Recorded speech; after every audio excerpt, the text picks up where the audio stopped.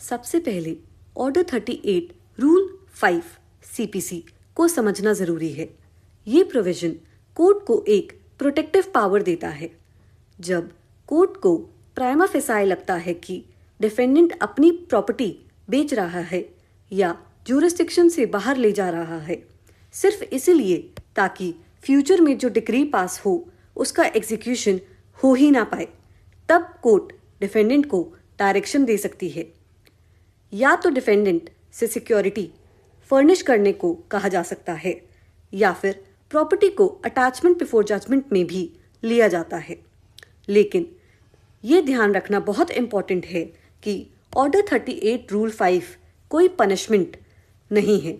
ये सिर्फ एक प्रिवेंटिव मेजर है ताकि डिक्री होल्डर को बाद में सिर्फ कागज पर लिखी हुई डिक्री ना मिले।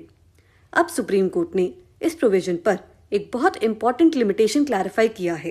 कोर्ट ने कहा कि ऑर्डर 38 रूल 5 तभी अप्लाई हो सकता है जब जिस प्रॉपर्टी को अटैच किया जा रहा है वो सूट फाइल होने के दिन डिफेंडेंट की ओनरशिप में हो।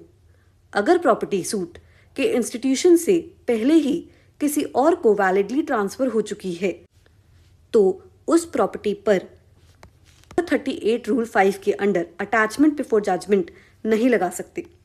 कोर्ट ने यह भी क्लैरिफाई किया कि फ्रॉड का एलिगेशन अलग रेमेडी से डील होगा।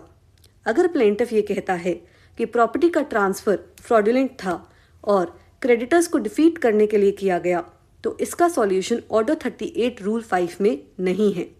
ऐसे केसेस में प्लेंटिफ को section 53 of the transfer of property act के अंडर अप्रोप्रिएट प्रोसीडिंग्स इनिशिएट करनी चाहिए।